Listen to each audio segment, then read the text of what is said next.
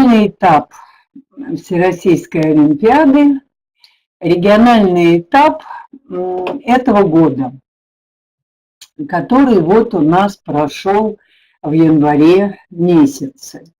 Естественно, я буду представляю вам результаты. Ну, вы знаете, что варианты у всех были по всей России одинаковые, но во второй части я хотела с вами разобрать два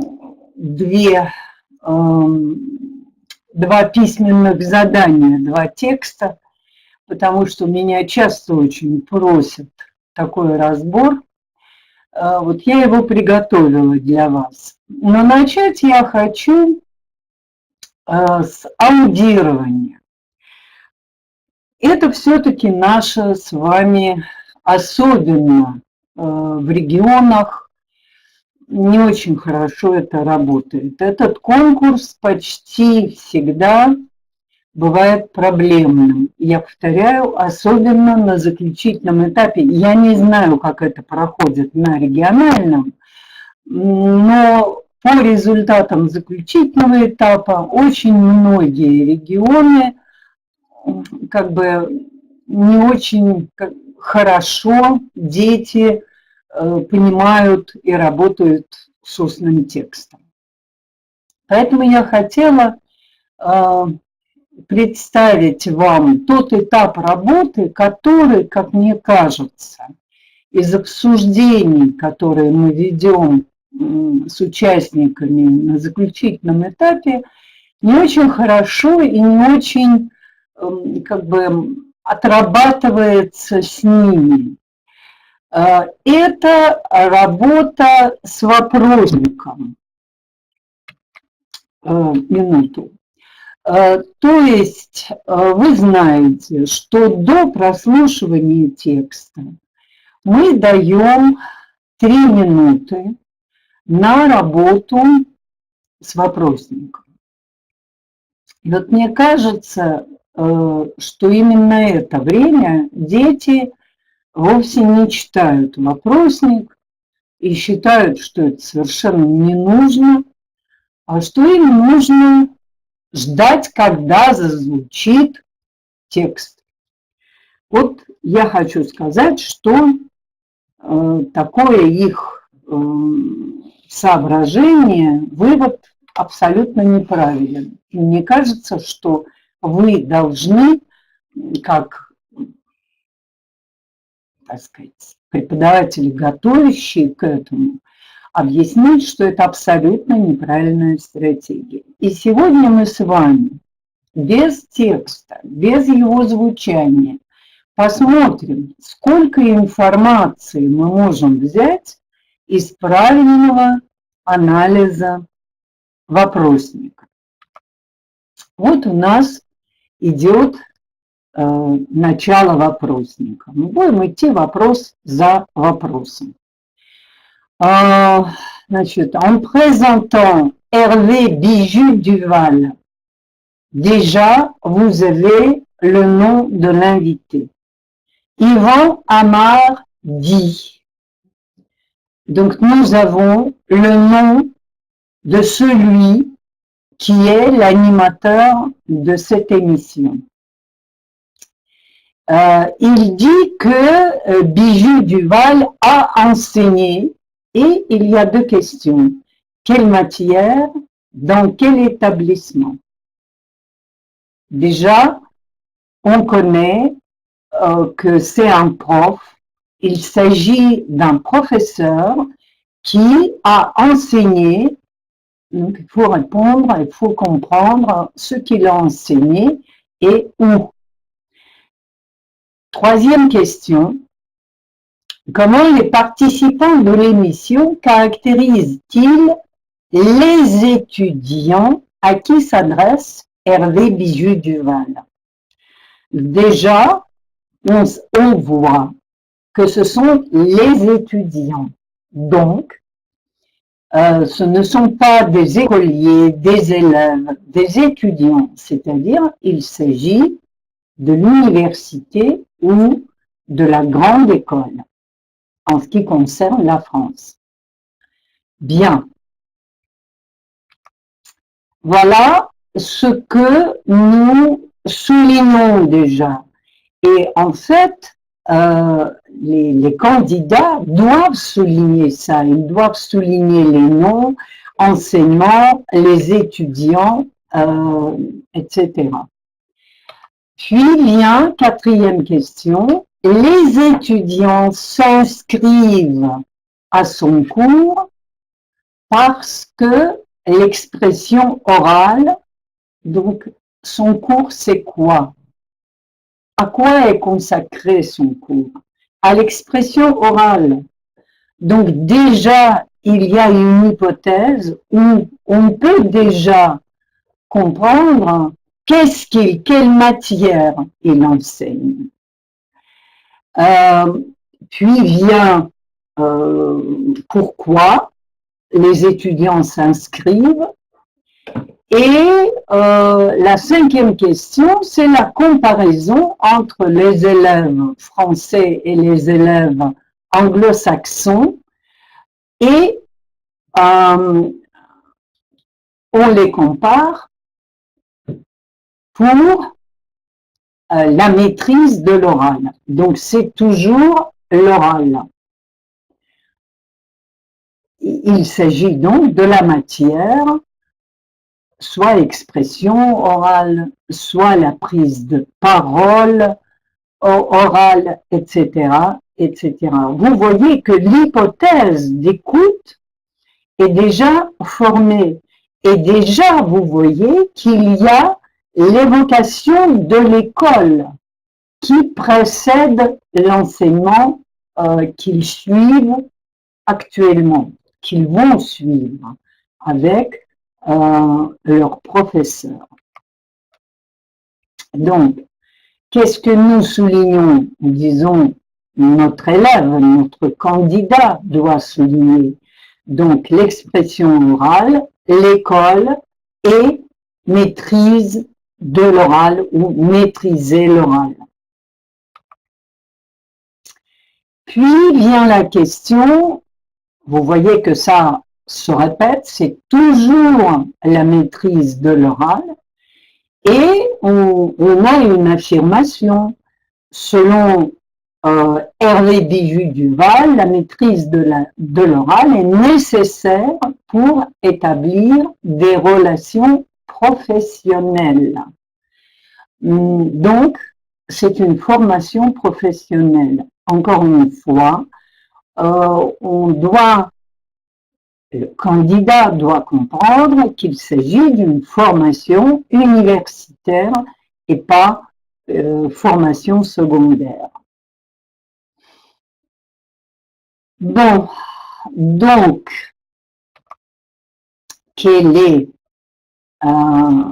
c'est ce que je viens de dire.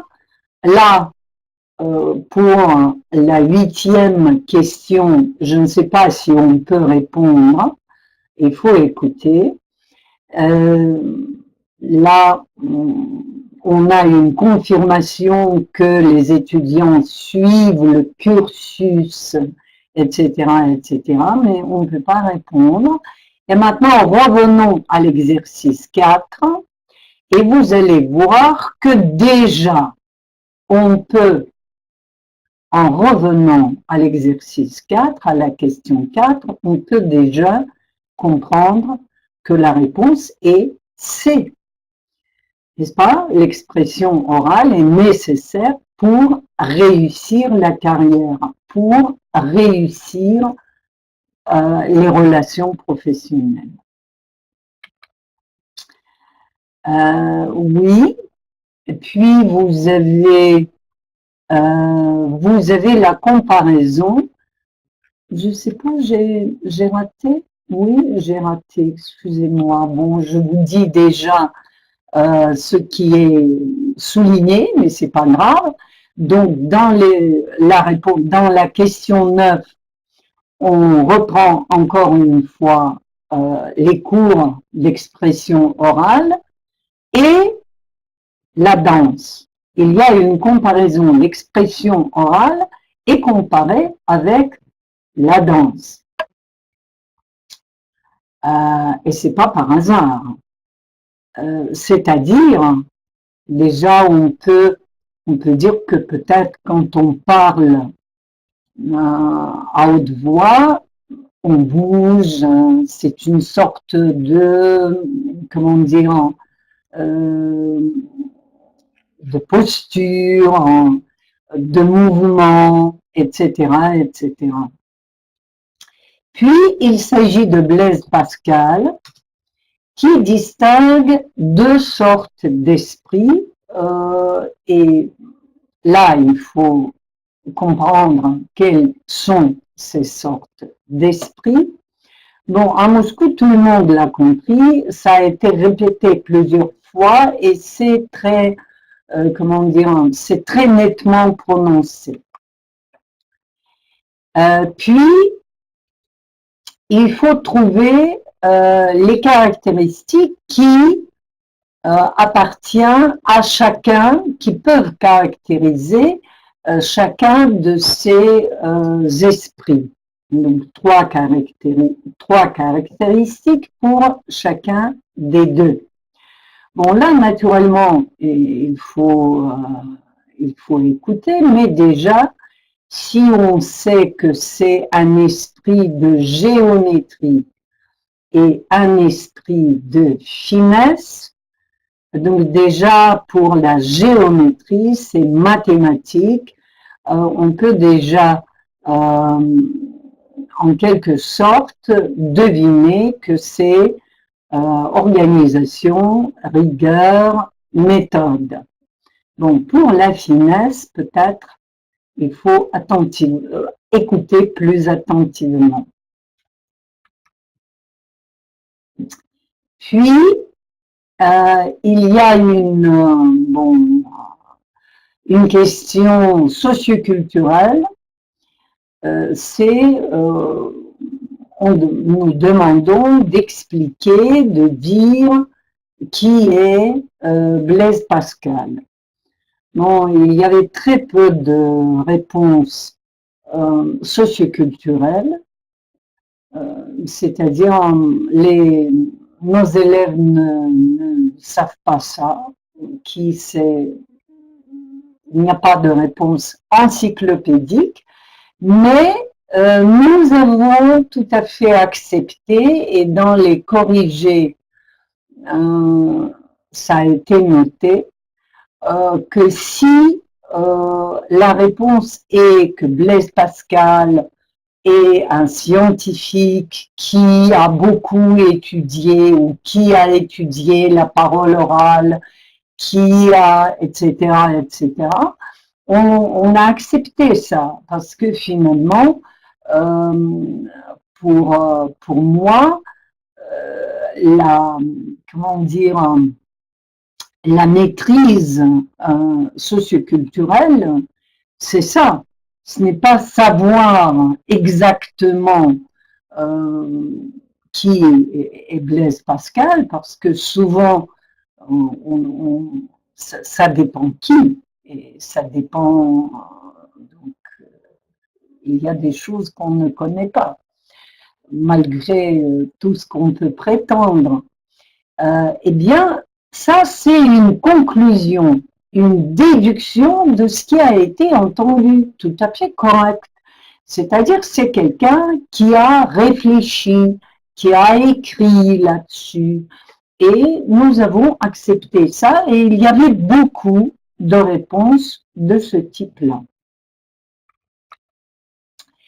Maintenant, on passe à notre rubrique traditionnelle et assez difficile pour qui continue à poser des questions à nos candidats, c'est dire si la reformulation est vraie, si elle est fausse, ou si la reformulation se rapporte à du non dit, à du non mentionné.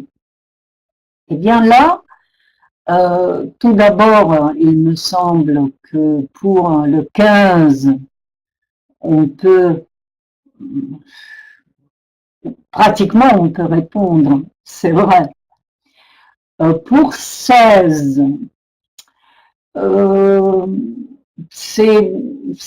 il y a de fortes chances que ça soit faux, parce que je ne crois pas que l'émission puisse être consacrée à un cours qui ne marche pas. Naturellement, si on discute publiquement sur tel ou tel sujet, le plus souvent, c'est quelque chose qui marche bien.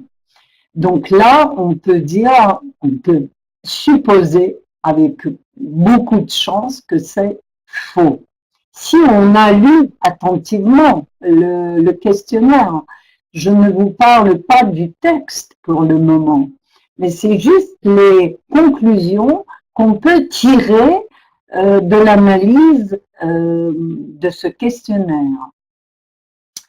Puis vient les élèves anglo-saxons qui maîtrisent oral mieux que les élèves français. Il est vrai qu'il y a une comparaison, mais on ne sait pas si on peut répondre. 18. L'auditoire qui écoute n'en retient que 50% de ce qui est communiqué. Bon, là, on ne sait pas, il faut écouter attentivement. Et déjà, le candidat doit marquer de telle ou telle façon dans la marge de sa feuille ce qu'il doit faire. Qu'est-ce qu'il faut qu'il écoute plus attentivement que certaines autres choses. Puis, les élèves français sont plus à l'aise à l'oral qu'à l'écrit. À vrai dire, là, vous avez en quelque sorte le 19 se recoupe avec le 17. C'est pratiquement la même chose. Donc, le même sujet est rediscuté. 20. Quand on est debout devant le public, la maîtrise du corps a beaucoup d'importance. Vous vous souvenez de cette comparaison de l'expression orale et de, excusez-moi, j'ai oublié, excusez-moi, je vous en prie.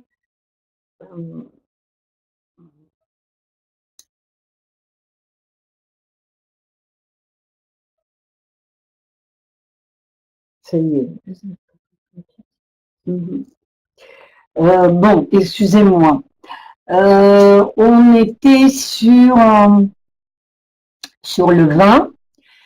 Donc, vous voyez que la maîtrise du corps, c'est la danse. C'est-à-dire, c'est l'idée de relation, de lien qui existe entre l'expression orale et la danse. Donc, voilà la confirmation, voilà en quelque sorte, on peut revenir à la question qui reformule cette comparaison. 21, donc là, je crois qu'on ne peut pas répondre. Le questionnaire ne donne pas d'informations. Le 22, non plus pour le moment. Et le 23, non plus. Donc, si on revient à cette reformulation, à cet exercice plutôt, je voudrais attirer votre attention parce que le problème souvent qui est qui est discuté avec les candidats, c'est qu'ils ne savent pas comment distinguer ce qui est faux de ce qui n'est pas mentionné. Et là, quelle est la stratégie la plus, en tout cas, il me semble, c'est ça de quoi il faut tenir compte, c'est que tout ce qui est non mentionné est normalement très vrai. Parce que par exemple, 18, c'est que celui qui écoute retient pas beaucoup quand il écoute. Ça paraît vrai, universellement vrai, c'est-à-dire sans contexte. C'est une vérité banale, quotidienne, c'est le bon sens. Puis vous avez le 21 par exemple, s'adresser l'efficacité de la parole. Et en fait, quand on s'adresse, quand on regarde les gens, ça aussi, c'est une vérité quotidienne. Tout le monde sait qu'il est beaucoup plus facile de parler quand vous avez le regard de celui à qui vous vous adressez. Donc, mais, cette vérité qui est vraie, qui coule de source, comme on dit, elle n'est pas mentionnée dans le texte. Tandis que ce qui est faux, il est obligatoirement contenu dans le texte. C'est-à-dire, vous pouvez trouver une information tout à fait concrète qui est reniée, qui est formulée de façon fausse. Voilà. Et il me semble qu'il faut expliquer justement ça. Et c'est ça qui permet de différencier nettement ce qui doit être interprété comme non mentionné et quelle est la différence entre le non mentionné et ce qui est faux. Voilà, peut-être vos questions là-dessus. Voilà la réponse, bon, disons la liste avec toutes les réponses. Je vous en prie, si vous avez des questions à me poser, donc vous pouvez, je peux lire, hein, je vous répondrai. Vous pouvez peut-être me dire si le texte aussi, si le texte a été bien compris par vos candidats dans vos régions. Est-ce qu'il y avait des difficultés ou au contraire le texte a été perçu comme suffisamment facile? Vous n'avez pas d'informations? Non, il n'y a rien?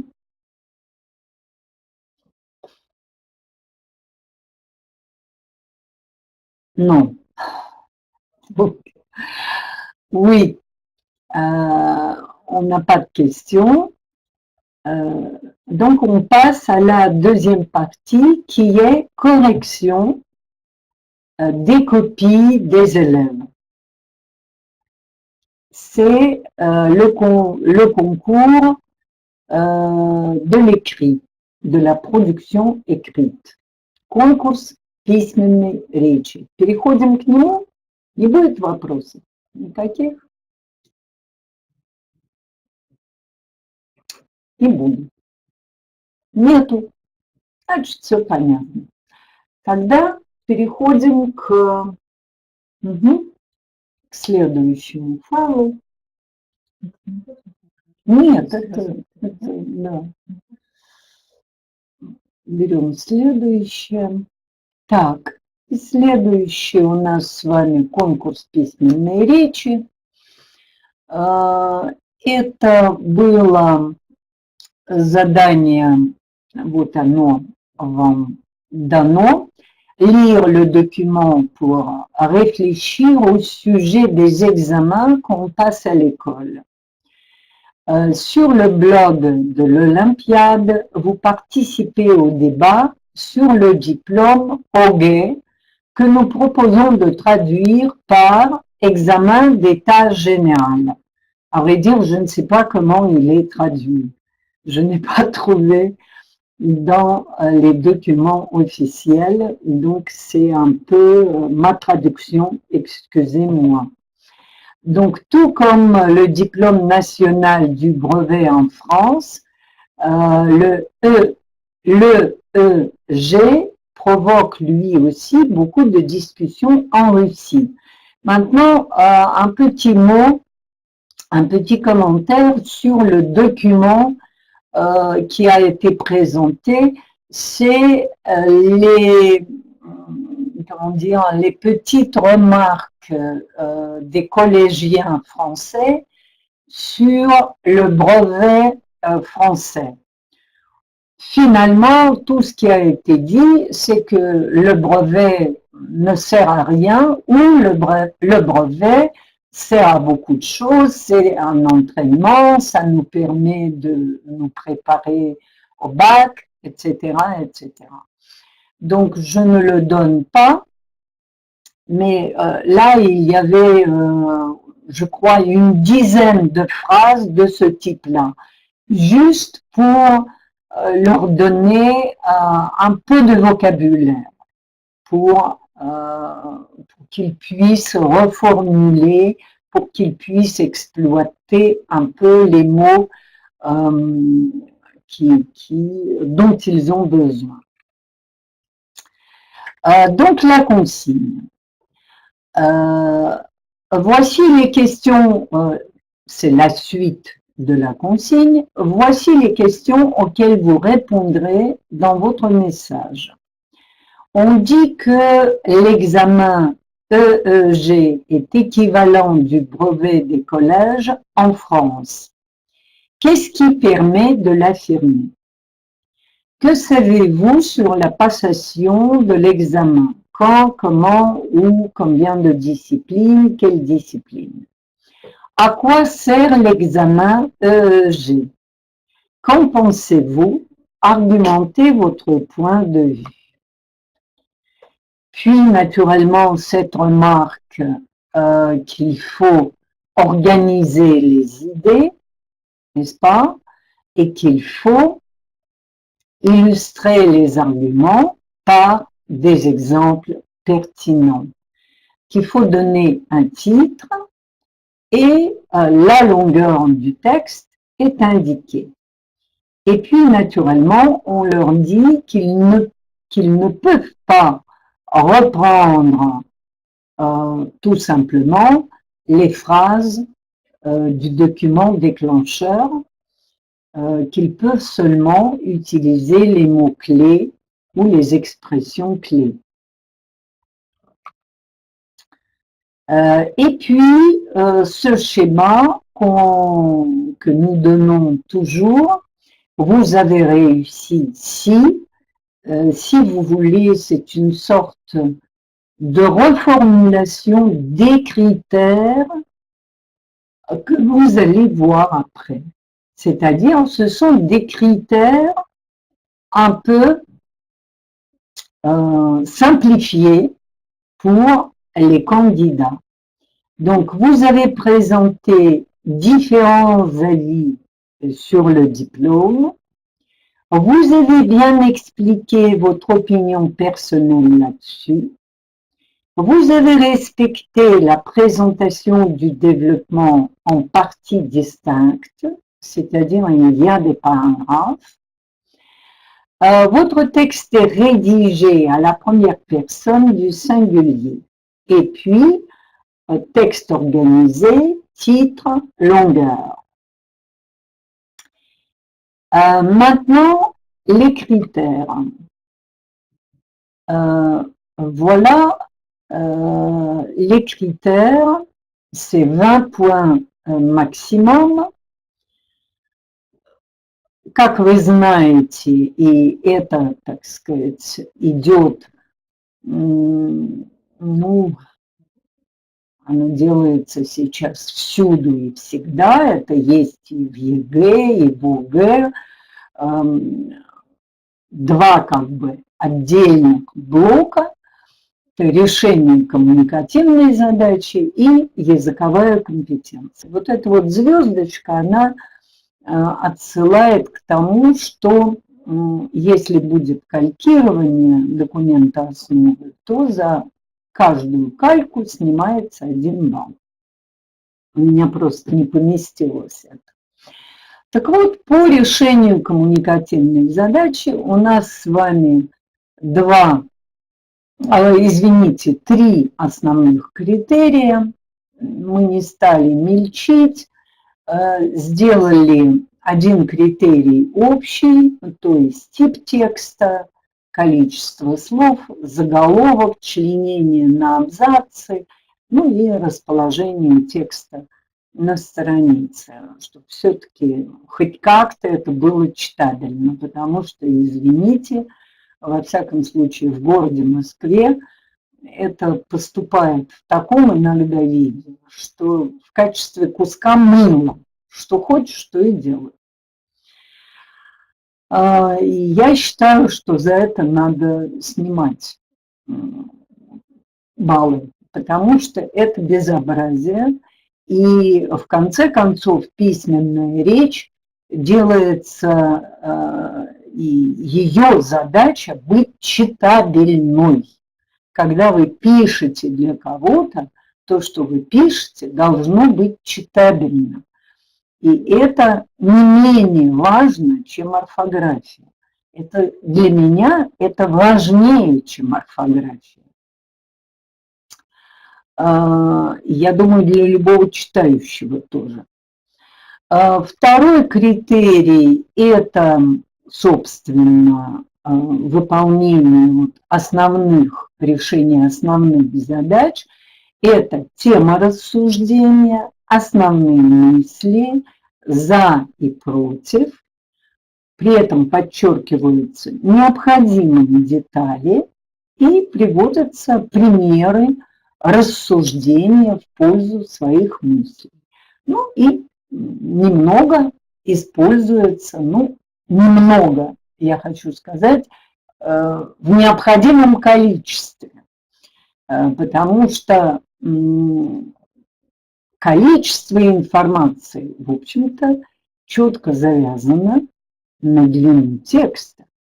И здесь надо понимать, что в эти 200 слов нельзя воткнуть больше, чем можно воткнуть. Поэтому надо дозировать информацию из каждого пункта, чтобы была логика, чтобы было понятно с одной стороны, но чтобы не было и перевесов каких-то. Вот во втором продукте мы это увидим с вами. Ну и затем связанность и логичность построения. Языковая компетенция, как всегда, я думаю, что здесь для вас нет ничего фактически нового. Она традиционна, морфосинтаксис, письменная фраза, лексика и орфография. Причем за орфографию мы даем 1 балл. То есть, грубо говоря, если текст понят, то это 1 балл. Это своего рода понят экспертом. То это, в общем, своего рода подарок. Теперь переходим к первому тексту. Вот вы его видите в том виде, в каком он был сдан. Я его, конечно, набрала. потому что это тяжело смотреть скан, как бы хорошо не было написано, он получается не очень хорошим. Вот я вам даю некоторое время для того, чтобы вы могли прочитать этот текст. Текст хороший. Хочу сказать, что он получил 2 оценки. Вы знаете, что у нас всегда все оценивается 2 экспертами, и только в случае несовпадения большого мы даем 3-му эксперту на проверку. Ну, здесь было 2 оценки, 19 и 20, и поскольку в этом случае всегда принимается решение в пользу, когда 1 балл различает оценки, всегда ставится оценка в пользу кандидата.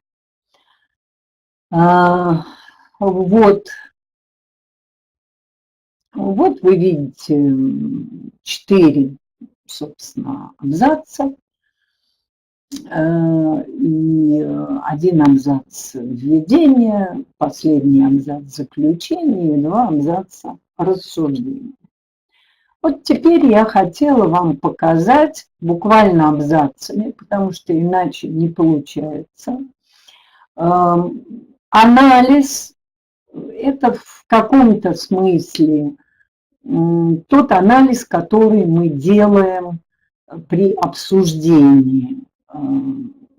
Я как бы с вами обсуждаю сейчас, у нас всегда идет этап калибровки. То есть мы берем все один и тот же текст и потом обсуждаем, как нужно нам всем, на что нужно обращать внимание. И вот тут у нас получается с вами 1 параграф. Значит,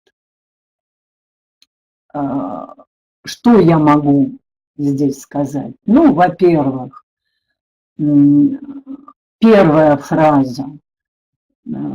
фраза очень корректная, она phrase d'introduction sous forme de confirmation, c'est-à-dire le candidat établit, confirme l'équivalence entre ces 2 diplômes. Il partage l'idée, il s'approprie cette idée, si vous voulez, que oui, il y a l'équivalence.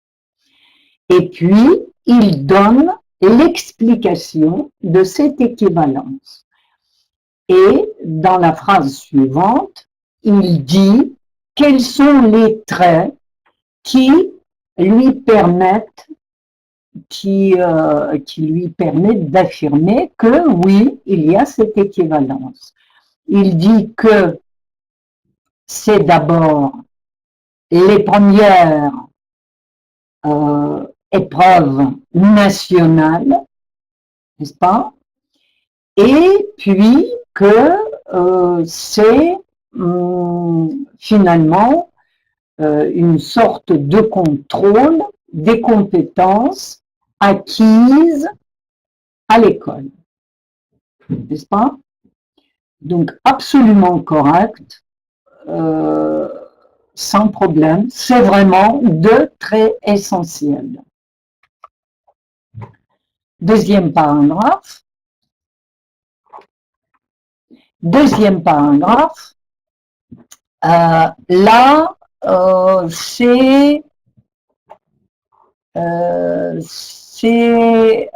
vous avez la présentation de l'examen EEG.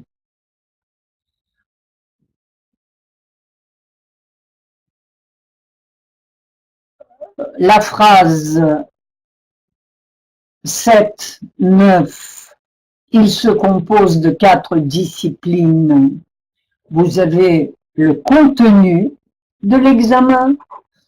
Et la troisième phrase, c'est l'objectif de l'examen. J'ai calculé le nombre de mots justement pour dire que c'est tout à fait correct, comme, bon, c'est-à-dire c'est très équilibré en quelque sorte. Troisième paragraphe. Là, l'élève introduit la position contre et il y a trois arguments qui sont formulés par ceux qui sont contre. C'est que c'est quelque chose, enfin, c'est l'examen qui n'est pas utile, qu'il provoque beaucoup de stress, et donc, avec ça, il nécessite beaucoup d'efforts de sa part. À quoi j'attire l'attention, et ça c'est très bien, justement, c'est à l'honneur de celui qui a écrit, c'est qu'il arrive à formuler les contres de façon très laconique. Pourquoi? Vous allez comprendre, parce que lui, il est pour. Et il lui faut beaucoup plus de mots pour formuler le pour. Et ça, c'est une très bonne tactique, si vous voulez. Si seulement il voulait, il a décidé ou il décide d'être contre, peut-être dans ce cas-là, il faut faire plus, comment dire, une description, une présentation plutôt plus détaillée des contre, n'est-ce pas? Mais le candidat, lui, il va être pour. Et donc, il présente tout ce qui est contre de façon très laconique, ne s'arrêtant pas sur des détails, mais donnant l'essentiel. Et ceci, ça montre une certaine maîtrise et, comment dire, maîtrise intellectuelle même, je dirais, de cette activité. Voilà. Puis vient contre-argument, c'est-à-dire il commence par dire qu'il est contre, il réfute des arguments, les arguments qu'il vient de donner, et il présente les arguments pour en se les appropriant. C'est-à-dire, il ne dit pas qu'il y a des gens qu'il y a des autres qui... Non, il s'approprie ces arguments. Et là aussi, je crois que c'est très habile, très bien. Donc, je marque absence de phrases creuses du type « on n'est pas sans savoir qu'il y en a ceux qui pensent autrement ». Après, le plus souvent, les candidats énumèrent les arguments de ces autres. Et puis, s'ils font ça, ils sont obligés de reprendre ça pour dire que eux aussi, ils pensent, ils partagent ces arguments. Ce qui fait que ça devient, comment dire, tout d'abord trop long et puis trop répétitif. Il me semble que le modèle qu'on a là est un modèle à recommander et à pratiquer dans les écrits, surtout quand le nombre de mots est limité. Et puis vient le dernier paragraphe, c'est la conclusion. Tout d'abord, qui confirme le point de vue du candidat et qui ajoute même un argument supplémentaire, mais un argument plus général, n'est-ce pas, d'ordre plus général que les précédents. Ce qui, justement, fait une conclusion et pas une répétition de ce qui a été dit. Donc, tout ce qu'on peut dire, bravo à ce candidat parce qu'il a très bien, réussi la tâche communicative. C'est, je dirais,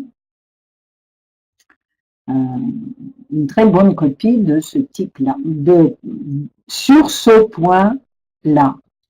Pour la langue, il y a quelques petites remarques, parce que la langue aussi est suffisamment bonne. Bon, là, démontrer, c'est mauvais.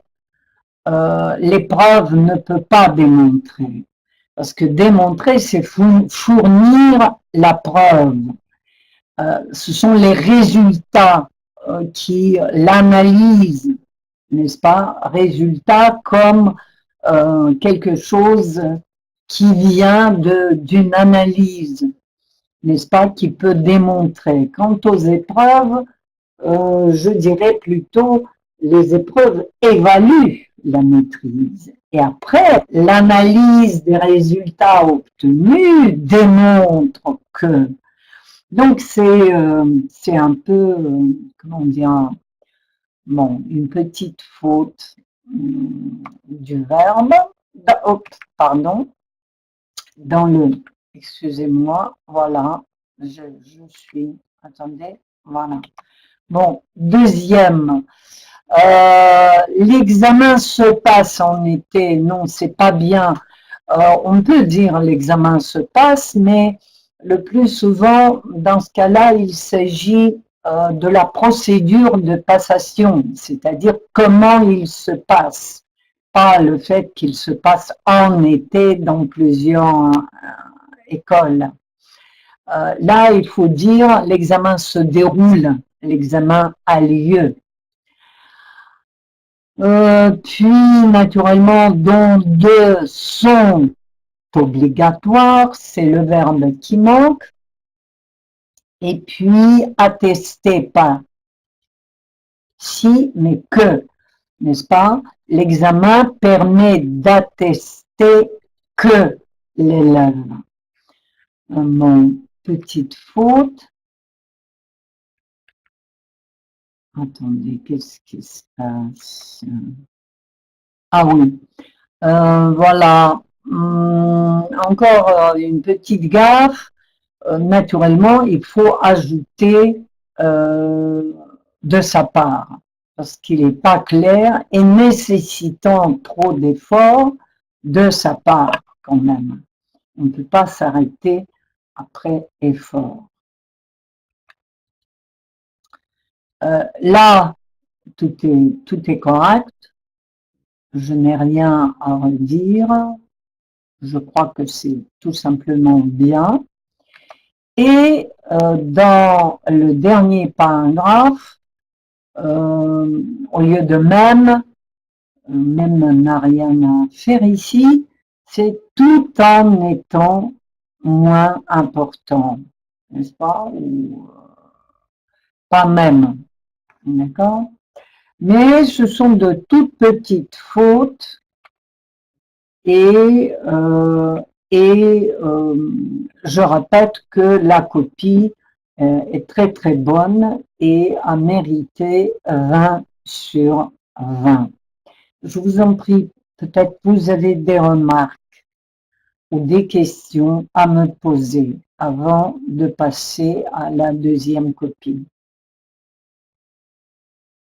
Может быть, есть у вас какие-то вопросы по оцениванию? Может быть, что-то вызывает у вас сомнения, вот вы по-другому думаете.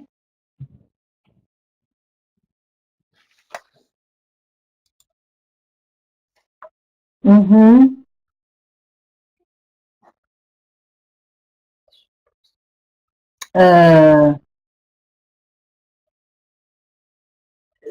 Ça, j'ai pas compris, en fait. Euh, C'est-à-dire, si les profs de français doivent, comme les apprenants, passer cet examen, peut-être. C'est une bonne idée parce que on apprend beaucoup de choses en faisant cet exercice. Par exemple, oui, c'est pas une. Où vous avez la bac? Excusez-moi. Ah oui, pardon, c'est le bac, naturellement. Excusez-moi, c'est une faute. Merci. Corrigez. Moi, je ne peux pas corriger, malheureusement. Vous corrigez obligatoirement. Oui, c'est une faute de frappe. Oui. D'autres remarques? Non. Alors, on passe à la copie, à la deuxième copie que je voudrais vous présenter. C'est... Hop.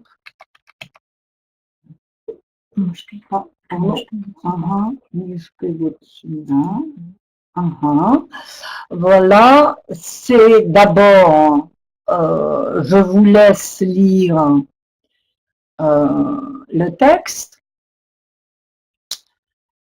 Donc, la note était 13 et 14. Donc, c'est un texte, un 4, disons, un petit 4, comme disent les Français. Oui, en russe, on dirait un petit 4. Donc, puisque la note était 13 et 14, comme dans le cas précédent, nous avons la candidate, le candidat, excusez-moi, a eu, le candidat a eu 14 comme note finale.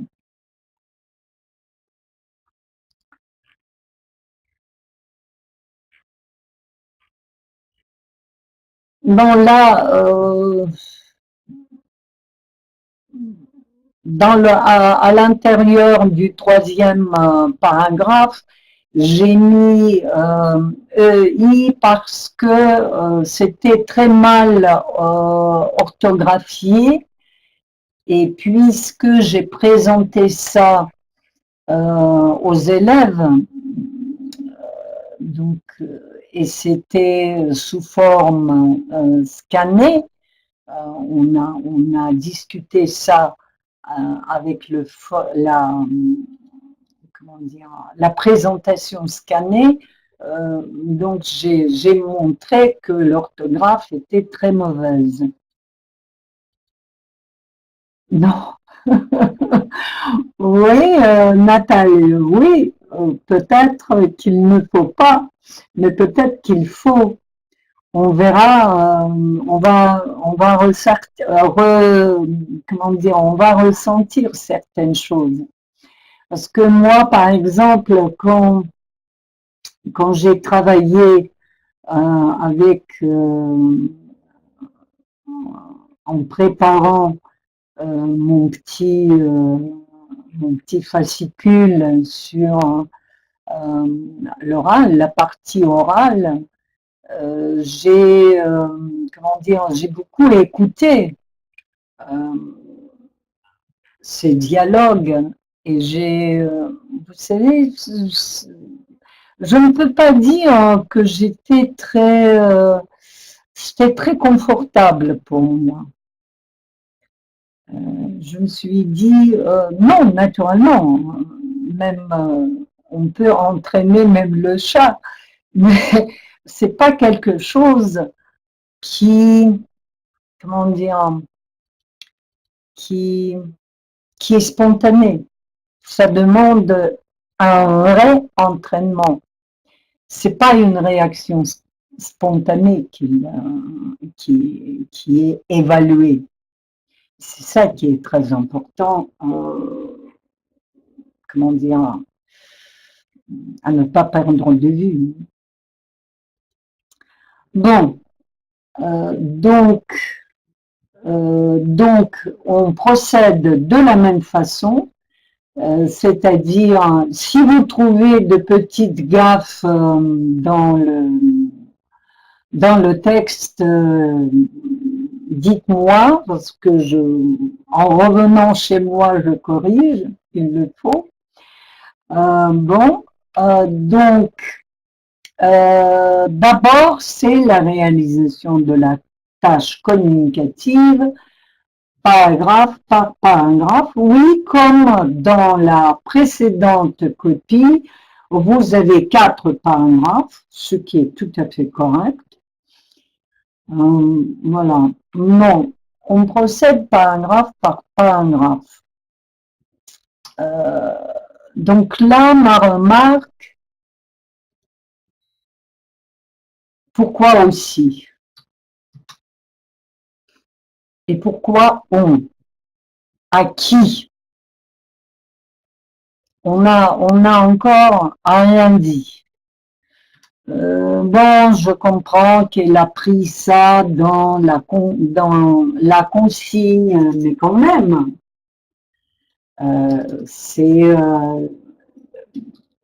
il faut que ça soit clair, mais aussi ne renvoie à rien.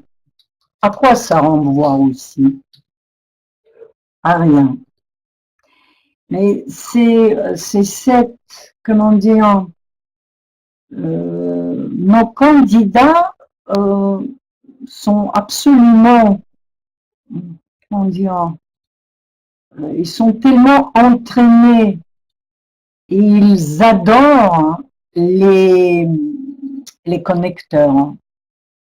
C'est leur folie. Dans chaque phrase, il faut mettre un connecteur. Et ils pensent que c'est comme c'est magique pour eux.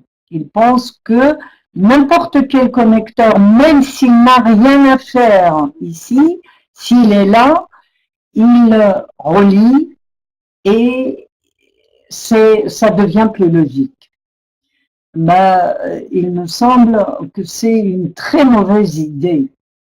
Les connecteurs qui sont mal employés montrent justement absence de logique. Et nous allons le voir à l'exemple de cette copie.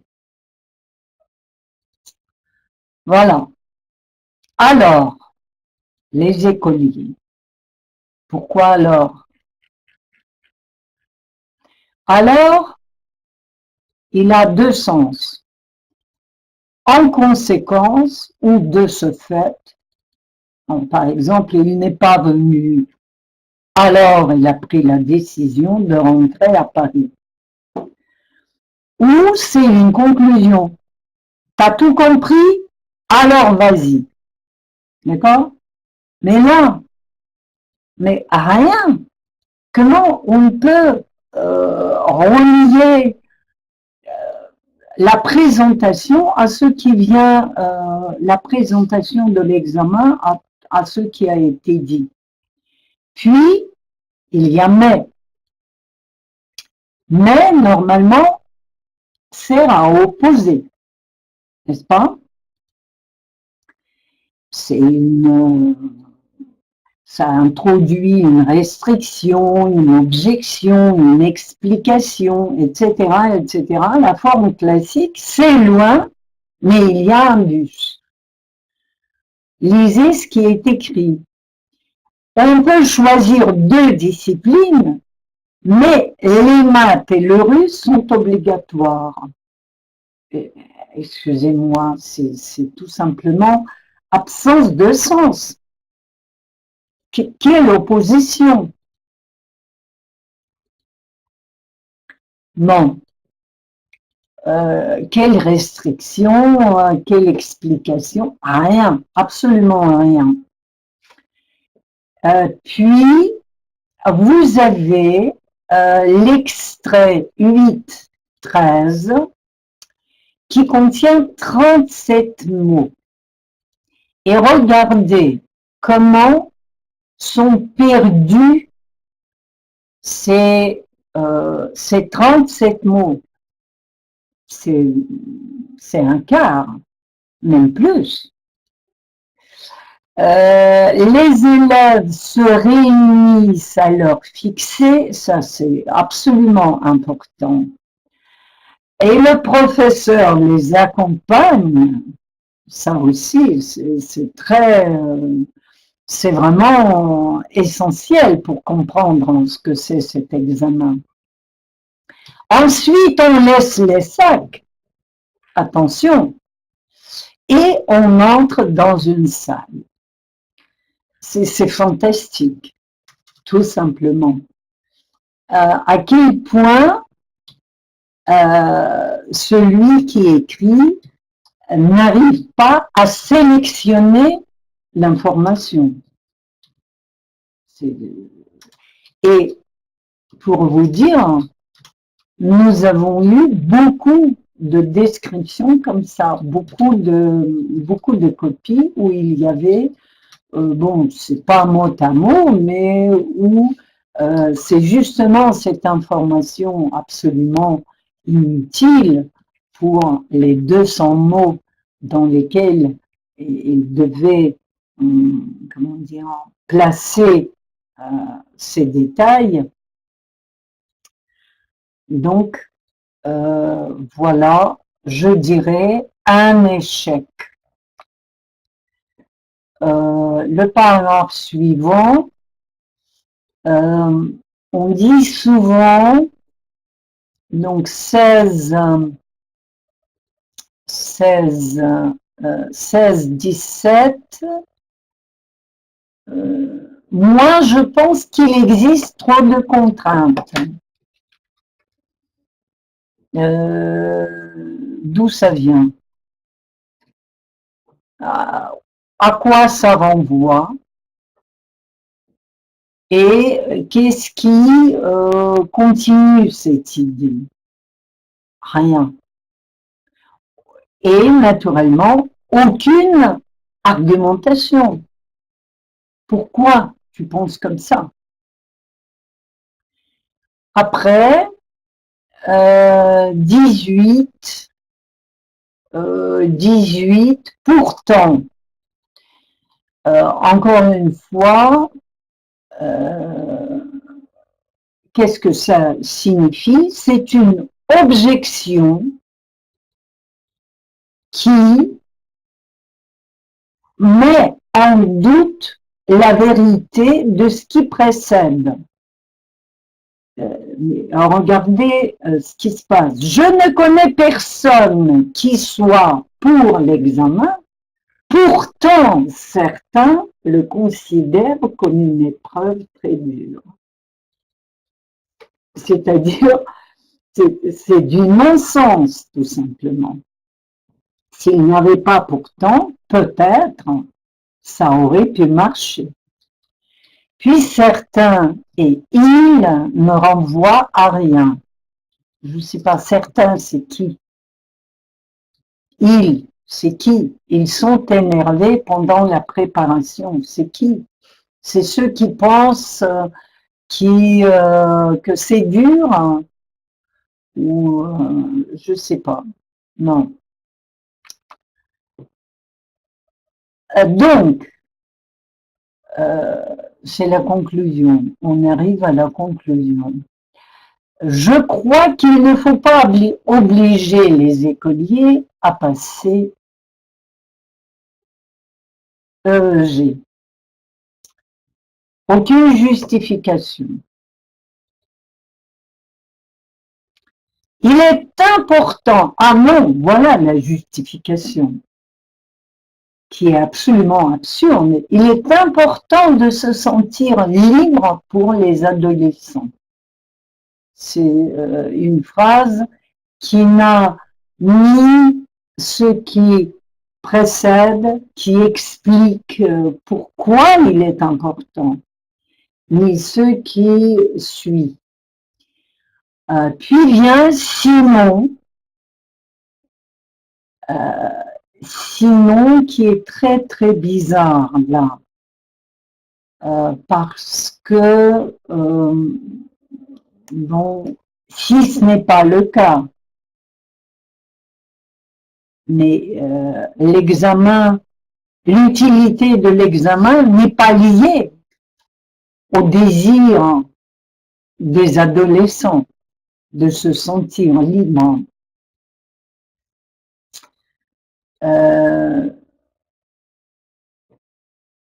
Voilà.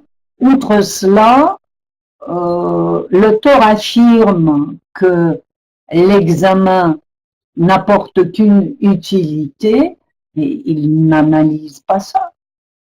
Il n'y a rien. On a appris l'heure fixée, on a appris l'accompagnement du prof, les sacs rendus, mais on n'a rien appris sur l'utilité. De quelle utilité s'agit-il? Voilà.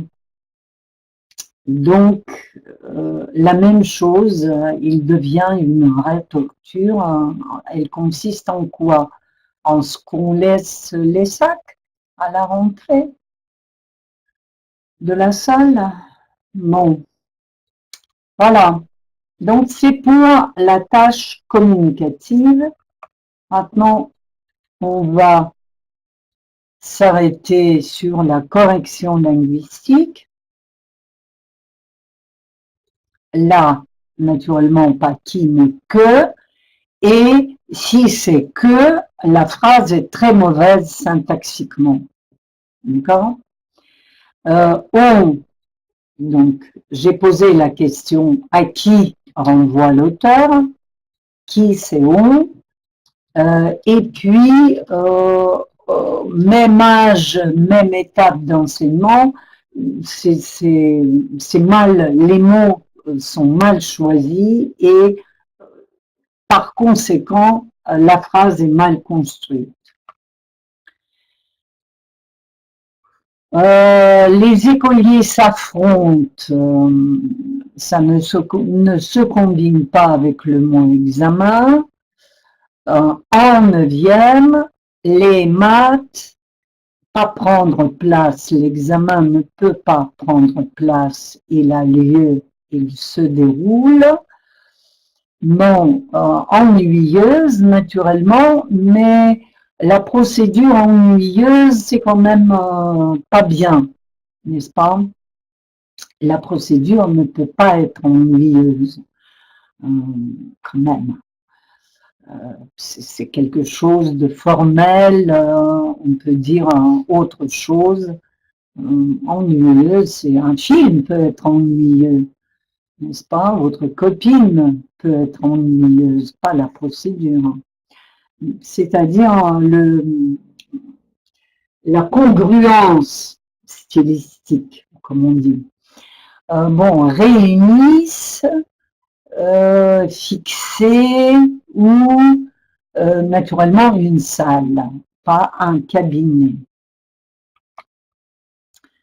Encore une fois, à chaque fois, on est, je ne sais plus où. Définir, non, c'est évaluer le niveau. Les articles sont mal choisis. Faire un choix, naturellement, aider à personne qui soit pour l'examen, cas classique de subjonctif, Certains, il faut ajouter, certains parents, certains jeunes, certains gens, certaines personnes. Bon, il y a plein de possibilités. Puis, oui, c'est par conséquent ou en conséquence, inquiétude, pas du tout, stress, tension, angoisse, empêcher de, et au lieu de bien passer, naturellement, réussir. Ça, c'est l'interférence du russe, pur et dur. Et enfin, le dernier paragraphe, la conclusion. Donc la syntaxe est bizarre. Hein. C'est une phrase qui, pour moi, n'a rien. C'est hors contexte, hors d'idée. C'est bizarre comme construction. Apporter une utilité, expression naturellement très maladroite. Voilà pour ce texte. Je vous en prie, vos réactions, vos remarques, qu'est-ce que vous en dites? Donc c'est 13 et 14, c'est 14. Est-ce que vous êtes d'accord avec avec cette évaluation? Ou est-ce que pour vous c'est plus, ça mérite mieux, une meilleure note?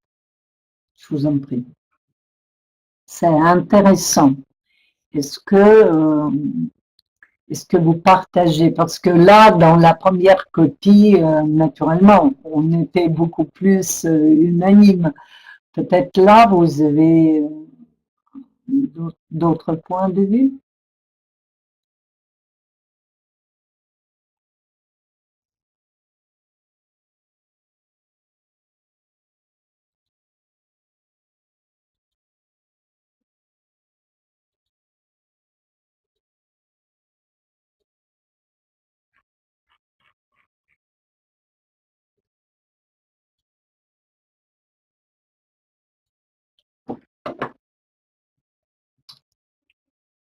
Bon, d'accord.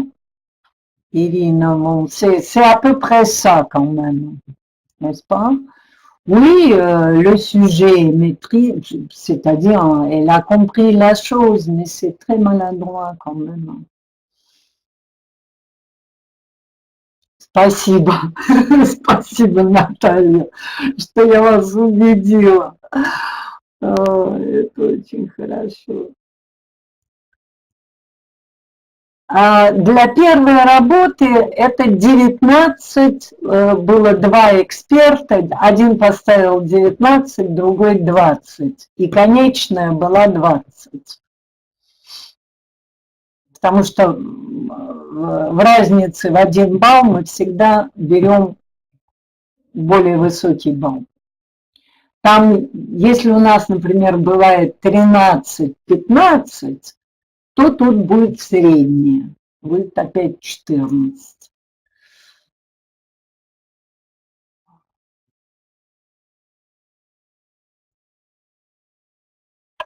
Еще вопросы?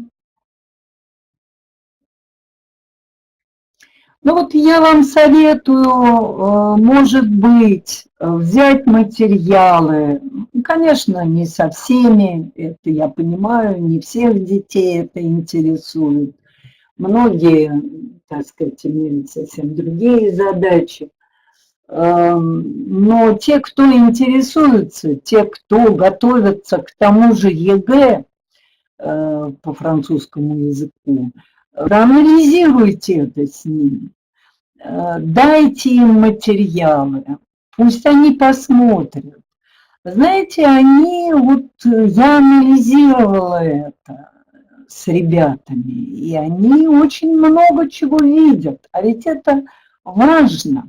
Вот сюда же я привлеку опять нейрофизиологов. Ведь самое главное – увидеть это самому. Вот когда ребенок сам это видит, ну, конечно, вы должны его к этому подготовить. Не просто бросить ему текст, и, мол, ты там как хочешь, так и плавай. Нет, ну, подготовить ему, задать ему какие-то вопросы, которые заставят его, облегчат ему задачу выделить эту неправильность. И вы знаете, когда это происходит, в общем, они этого не повторяют. То есть это записывается. Вот умение найти, самому не видеть, что плохо, это очень важная вещь. И вот, так сказать, все исследования нейрофизиологические подтверждают, что именно это важно и очень нужно. Ну, конечно, конечно, конечно, это работа очень хорошая, первая работа. Но она и получила 20, а не 14. 6 баллов – это много. А вы хотите что, первой работе двойку поставить? Нет, это неверно, это неправильно. Если вы будете смотреть, во-первых, считается, что нельзя сравнивать, когда вы оцениваете. Оценивать надо внутри, оставаясь внутри одной работы. Вот это очень важно. И если вы смотрите на работу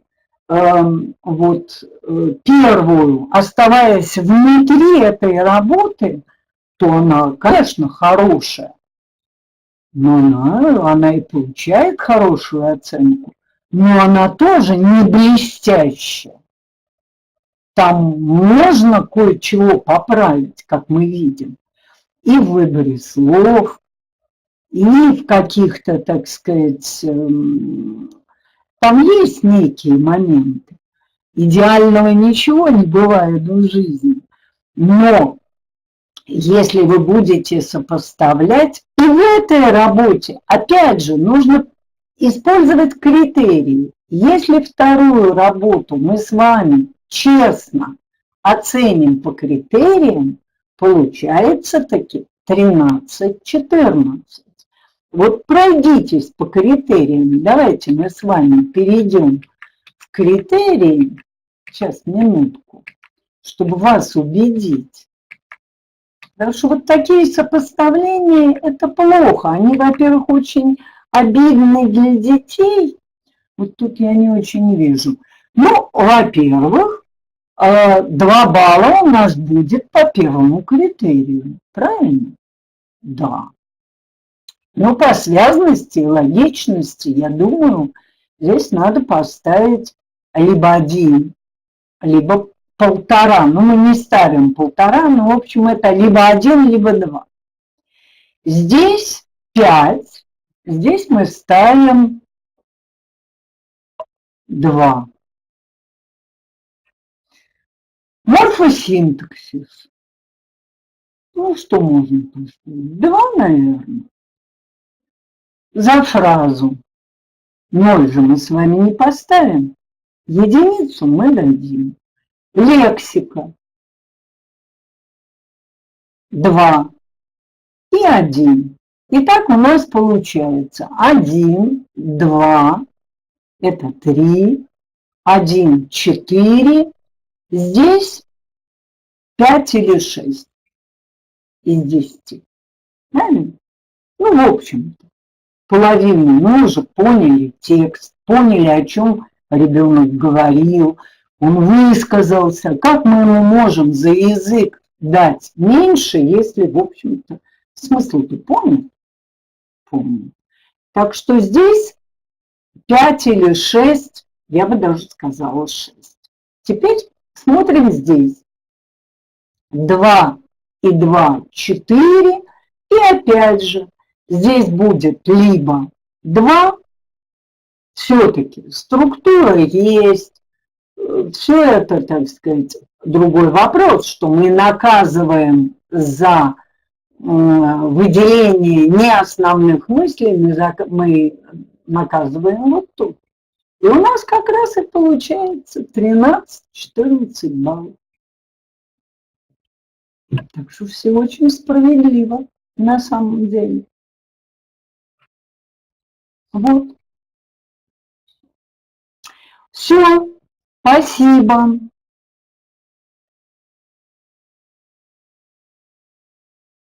Ну, да, наверное. Ну и вот. Не каждый, ну что делать? Надо, наверное, нам с вами пытаться. Спасибо, Ирина. Спасибо. Я рада, что было интересно. Спасибо.